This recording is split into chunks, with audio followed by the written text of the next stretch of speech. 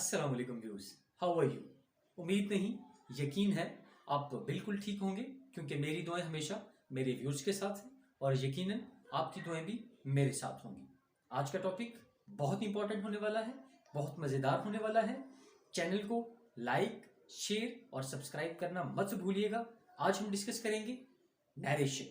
So here जब हम narration का नेम लेते हैं तो हमारे माइंड में किस तरह के कॉन्सेप्ट क्रिएट होते हैं, आखिर है क्या narration. Okay, so here we will discuss everything, हर चीज को डिटेल से देखा जाएगा। सो नरेशन स्पीकर के अल्फाज को बयान करने का जो तरीका है उसको नरेशन कहा जाता है। तो बेटा याद रखें, यहाँ पर स्पीकर के अल्फाज को बयान करने के दो तरीकेकार होते हैं। एक होता है डायरेक्ट स्पीच और दूसरा होता है इनडायरेक्ट स्पीच। डायरेक्ट स्पीच क्या होता है? जब हम स्पीकर के अल्फाज को बिल्कुल हूबहू उसमें बगैर कोई तब्दीली किए हुए लिख देते हैं, बयान कर देते हैं, तो उसको कहते हैं डायरेक्ट स्पीच। क्लियर? और इनडायरेक्ट स्पीच किसको कहा जाता है? जब हम किसी स्पीकर के अल्फाज को सुनते हैं और किसी तीसरे फर्द तक पहुंचाने के लिए अगर उसमें थोड़ी सी तब्दीली इस लिहाज से करें कि उसके असल मफहूम में, असल मोटो में, असल पॉइंट ऑफ व्यू में किसी किस्म की तब्दीली ना आए, तो उसको कहते हैं इनडायरेक्ट स्पीच। तो याद रखिएगा, डायरेक्ट स्पीच हमेशा इन्वर्टेड कॉमास के अंदर लिखा जाता है और इनडायरेक्ट स्पीच में इन्वर्टेड कॉमास नहीं होते। Direct speech no changeable and indirect speech changeable. Clear? Good. So बेटे याद रखें, जब भी डायरेक्ट स्पीच का सेंटेंस आता है उस सेंटेंस के हमेशा दो पार्ट होते हैं। एक इन्वर्टेड कॉमास के बाहर वाला हिस्सा जिसको कहते हैं रिपोर्टिंग स्पीच, और दूसरा इन्वर्टेड कॉमास के अंदर वाला हिस्सा जिसको रिपोर्टेड स्पीच का नाम दिया जाता है। तो बेटा यहाँ पर आज हम डिस्कस करेंगे, तो असल मकसद बेसिक चेंजिंग्स हैं। जब आप एक सेंटेंस को डायरेक्ट से इनडायरेक्ट में चेंज करते हैं तो कौन कौन सी तब्दीलियां, कौन कौन से बेसिक कॉन्सेप्ट माइंड में रखना जरूरी है, आज हम उनको डिटेल्स में से सबसे पहले फर्स्ट प्रायोरिटी पे जिस चीज का आपको इल्म होना बहुत जरूरी है वो है subject and object. Subject is doing action and object is receiving action. Subject क्या होता है? फाइल, और ऑब्जेक्ट क्या होता है? मफूल। For example, I am going to take an example. She said to me, here she is subject and me is object. Clear? Now second number is persons. तो बेटा याद रखें, जब रिपोर्टेड स्पीच यानी कि वो वाला हिस्सा जो इन्वर्टेड कॉमास के अंदर आता है उसमें फर्स्ट पर्सन आ जाता है तो उसको चेंज करेंगे रिपोर्टिंग के सब्जेक्ट के मुताबिक। अगर उसमें आ जाता है रिपोर्टेड में सेकंड पर्सन आता है तो उसको चेंज करेंगे रिपोर्टिंग के ऑब्जेक्ट के मुताबिक। और अगर थर्ड पर्सन आता है रिपोर्टेड स्पीच में तो उसमें चेंजिंग्स नहीं होती। Let's see an example. This one is first subject, first person, and this one is second and this one is third person. Okay, changing of tenses. Tense को change कब करते हैं और किन किन टेंसेस में किया जाएगा? तो बेटा याद रखना, जब टेंस को सिर्फ उसी वक्त तब्दील किया जाएगा, चेंज किया जाएगा जब रिपोर्टिंग में पास्ट टेंसेस यूज होगा।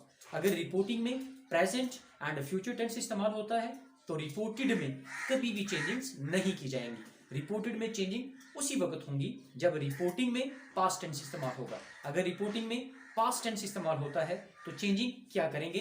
देखें, प्रेजेंट इंडेफिनिट टेंस को पास्ट इंडेफिनिट टेंस में, प्रेजेंट कंटिन्यूस को पास्ट कंटिन्यूस में, प्रेजेंट परफेक्ट को पास्ट परफेक्ट में, प्रेजेंट परफेक्ट कंटिन्यूस को पास्ट परफेक्ट कंटिन्यूस में चेंज करेंगे। और पास्ट इंडेफिनिट को पास्ट परफेक्ट में चेंज किया जाता है, पास्ट कंटिन्यूस को पास्ट परफेक्ट कंटिन्यूस में चेंज किया जाता है, पास्ट परफेक्ट कंटिन्यूस में चेंजिंग्स नहीं की जाती। कैन को कुड में, मे को माइट में, और विल को वुड और शेल में, और शेल को शुड में चेंज किया जाएगा। Look at this, present indefinite into past indefinite, present continuous to past continuous, present perfect to past perfect, present perfect continuous to past perfect continuous, past indefinite to past perfect, past continuous to past perfect continuous, and past perfect and past perfect continuous no changing। can को could में, may को might में, will को would और should में, will को would और should में, and shall को should में चेंज किया जाएगा। क्लियर? नाउ बेसिक कॉन्सेप्ट्स में नंबर 4 पे आता है change of verbs of reporting speech. यानी कि इन्वर्टेड कॉमास के जो बाहर वाला हिस्सा होता है अगर उसकी वर्ब में चेंजिंग होगी तो कैसी होगी? अगर जस्ट सिंपल सेड है तो उसमें चेंजिंग नहीं होगी, और अगर सेड टू है तो उसको चेंज करेंगे टोल्ड में, और अगर सेज टू है उसको चेंज करेंगे टेल्स में, और अगर से टू है तो उसको चेंज करेंगे टेल में। Now look at this, said को सेड में, सेड टू को टोल्ड में, सेज टू को टेल्स में, से टू को टेल में चेंज किया जाए। 5 इज टाइम डिनोटिंग वर्ड्स, ऐसे अल्फाज जो हमें डिस्टेंस का बताते हैं लेकिन वो करीब करीब होता है और टाइम का जिसमें जिक्र होता है, उनको चेंज करेंगे कब? जब डायरेक्ट से इनडायरेक्ट में जाएंगे। तो क्या करेंगे?